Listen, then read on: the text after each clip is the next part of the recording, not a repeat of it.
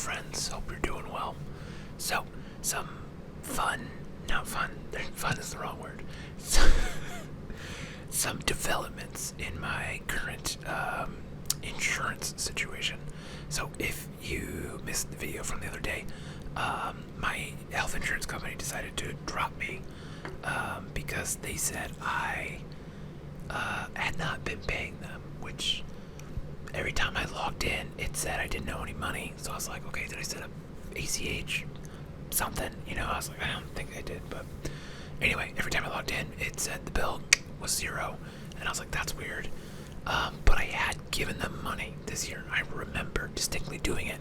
And that was confirmed when I was looking at my bank account yesterday, and it said I had money from my health insurance company. So they returned the money that I did pay them. So if I didn't pay them, why did they give me money back? I'm confused. But the customer service rep person on the phone said my account was canceled for non-payment on January 1st. And I was like, well, I gave you money after January 1st. I used the insurance after January 1st. Anyway, I talked to an insurance agent. And he was like, oh yeah, that's a thing that happens, is they post-date the cancellation. And I'm like, oh, awesome. So that means potentially I'm going to owe a bunch of money for stuff that I used the insurance on, that I paid for. And so now it's just like, it's a headache.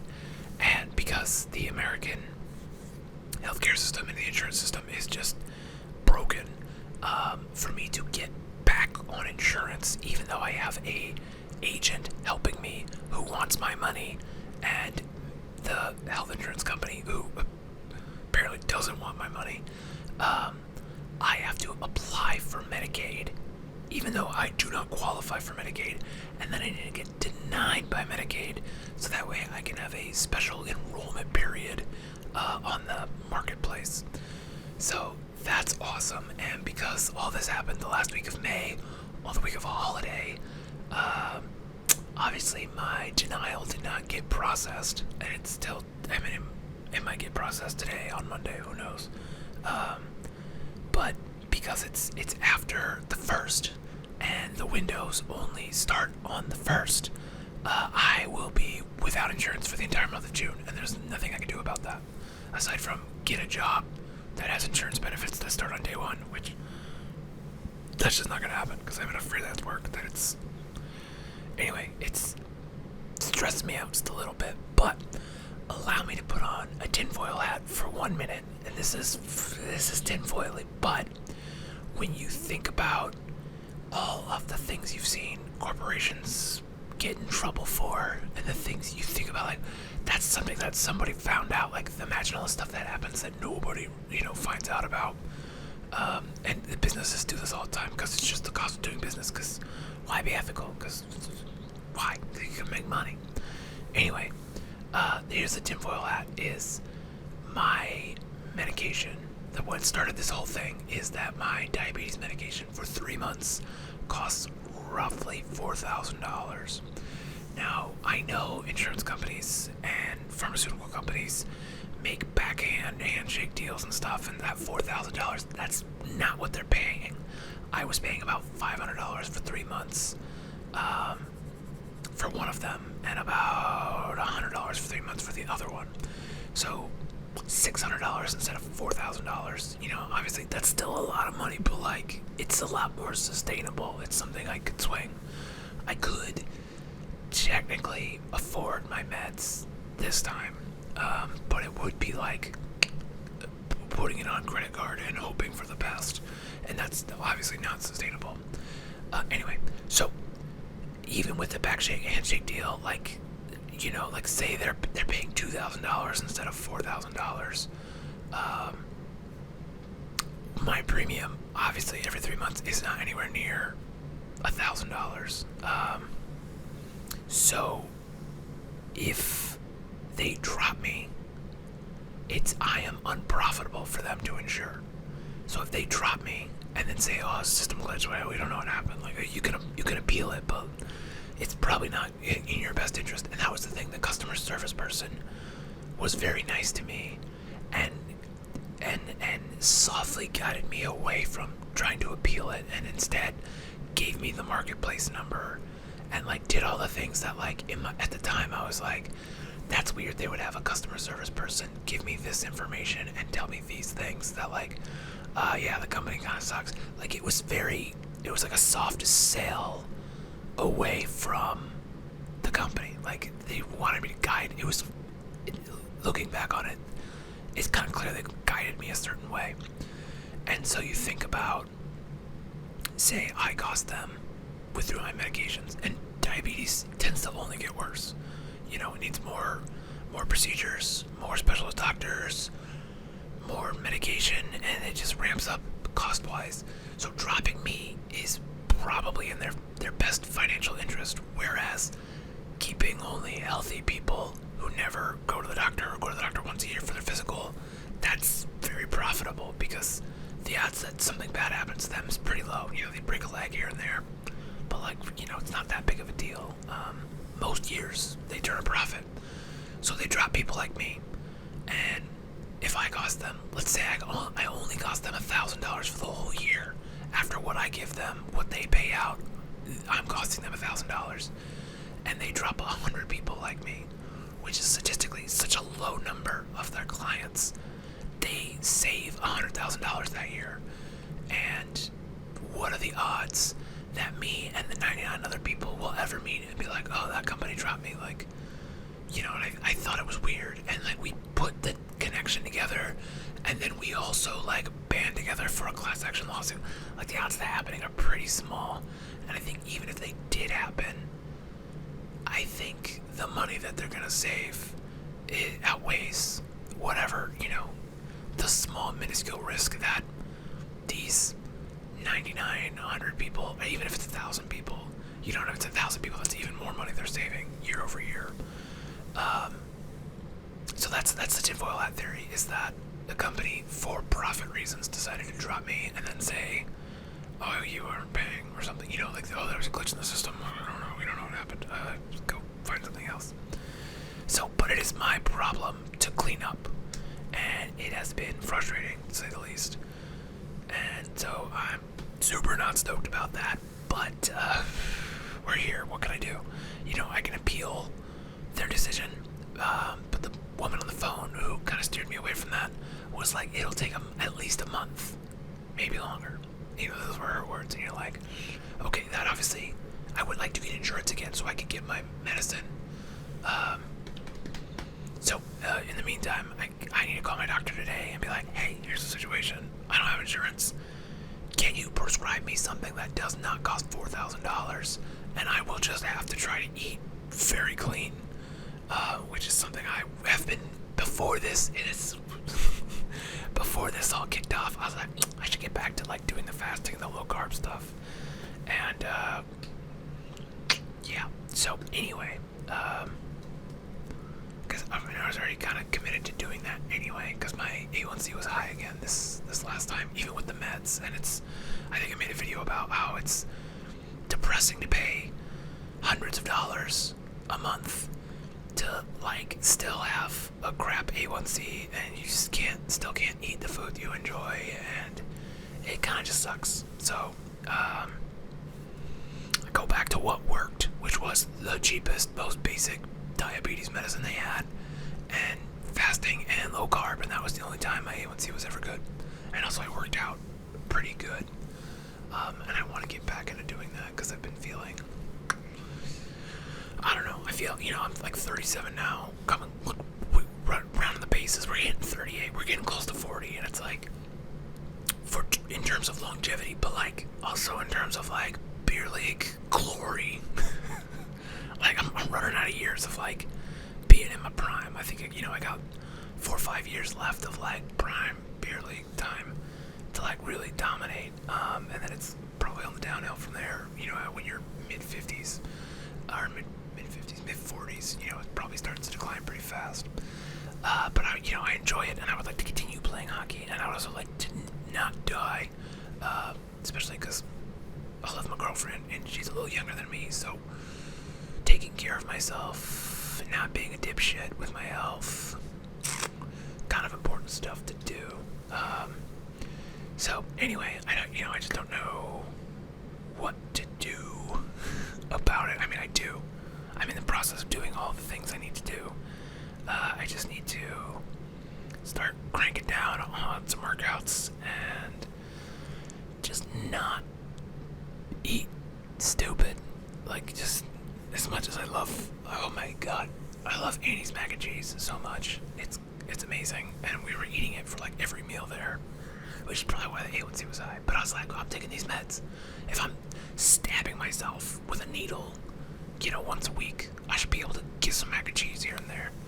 And now it's like, okay, well, I got one more of those left. And so, I don't know, I'm gonna call my doctor and be like, hey, I got one of those left. Should I just take it now and then not have it here for the next month and then get back on it? Or, I don't know.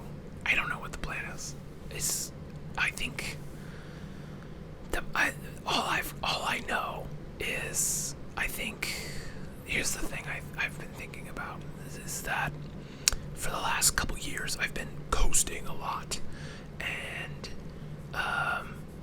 I feel like the fire is just not like it was when I started doing stuff, and I need to get back into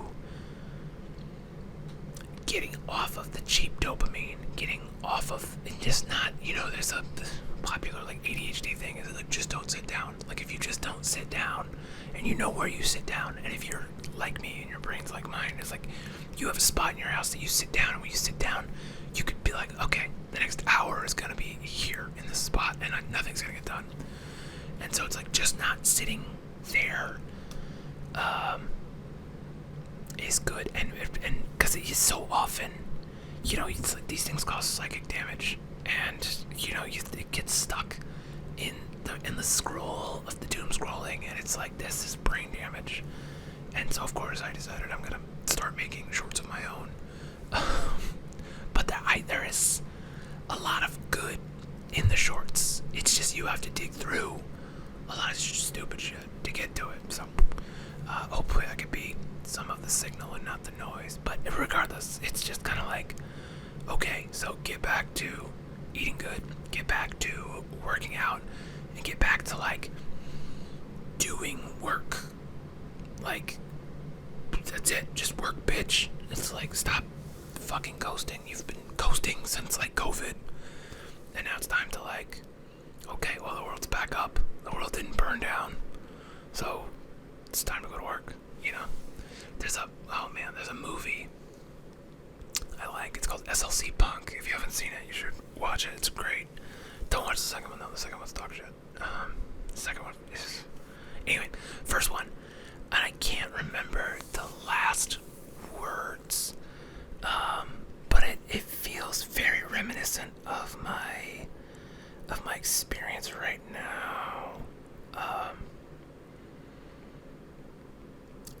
because the guy, it's a story about coming to grow. It's a coming of age story. That's the word I was looking for. A coming of age story. Why can't I find it? What, you just type in like, and you quote for SLC Punk. Like, why can't I find just the quote that I liked so much? I'm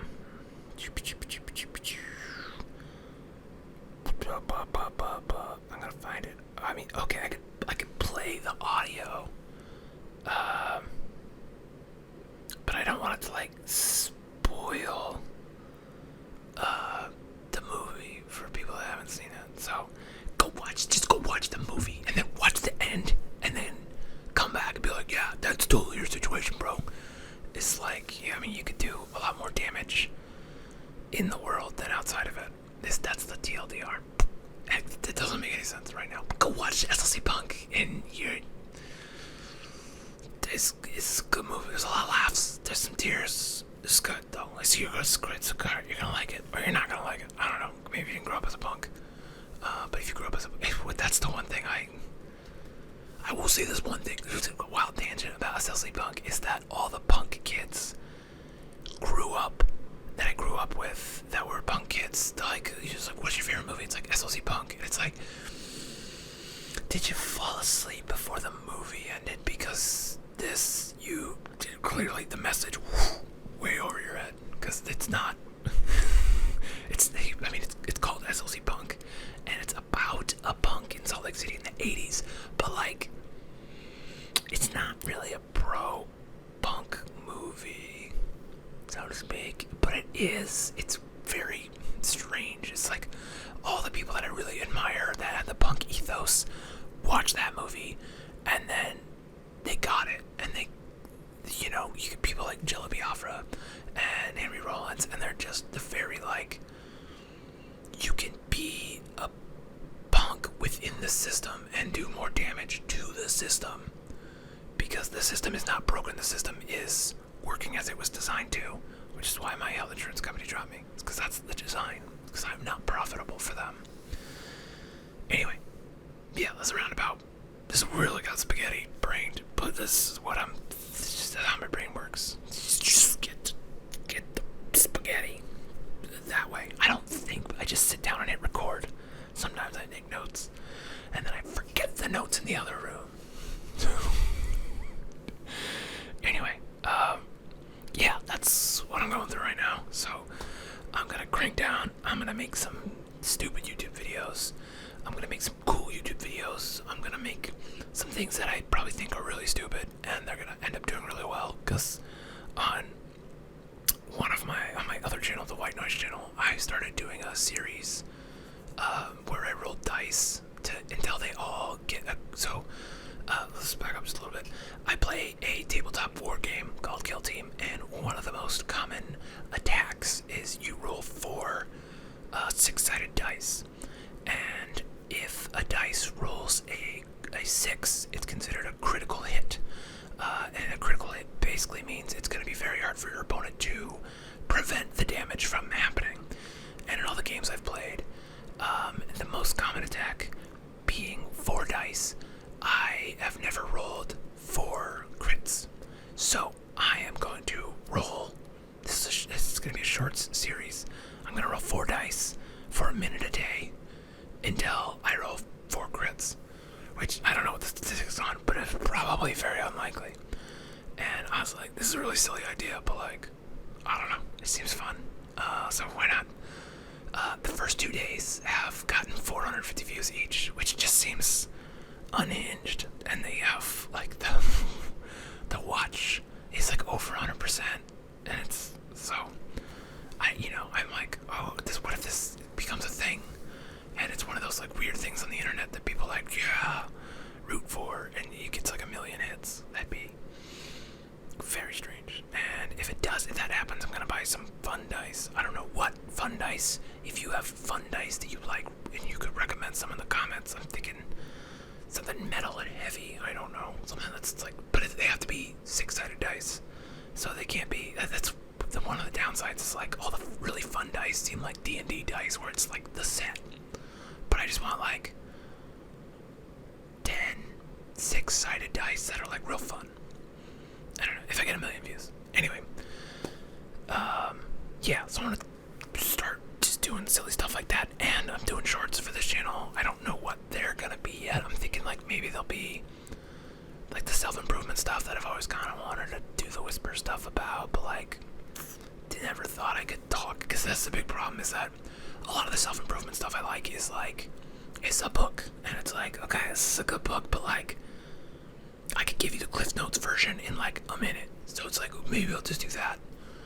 The problem is I think I'll run out of stuff to talk about really fast, but that's all self-improvement stuff is there's a quote I like by this guy named Zig Ziglar, and he says that, I don't remember the exact quote, so I'm going to butcher it, but here's the TLDR of the quote, is that motivation is fickle, and it fades, and that's true, but so does bathing, and that's why you should take a shower every day. And so you need to motivate yourself every day, and sometimes that motivation is extrinsic. I don't know if that's the right word. It's not the word I want to use. It's not a wrong word, but it's external motivation. External factors help motivate you, and that's kind of the big thing. Anyway, yeah, so I don't know what anything is. winging it, and somehow I've been winging this. Fucking hate that thing. I've been doing really good. I haven't hit this thing much recently. Anyway, the White Noise channel just celebrated its 10-year anniversary, which is just wild for me to think about. And this channel, I think, will be coming up on 10 years here pretty soon too. Just like, it's weird to think about that I've been whispering to strangers on the internet to help them fall asleep for 10 years. It's a decade of my life spent whispering about stupid bullshit. And recording air conditioners. I don't know. If you had told me when I got into photography, it's like one of your most successful things will be recording sounds to help people fall asleep, I'd be like, whatever, you're right. You'd be like, no, and you're really gonna enjoy it. That's probably the more interesting part is that like I really enjoy it, and like I'll go out places and I'll hear sounds and I'll be like, oh, this will be good. I can fall asleep to this. I can fall asleep so hard to this. I come back here with sound equipment, record it. So yeah, I've got a big long list of stuff. I need to go do that too. But for now, I'm gonna end it here. Tinfoil hats, spaghetti brain. I don't know what that was. Anyway, I hope you're doing well, and I hope your insurance company doesn't drop you. And if they do, you fight them, and you get a job there, and then you cost them a bunch of money.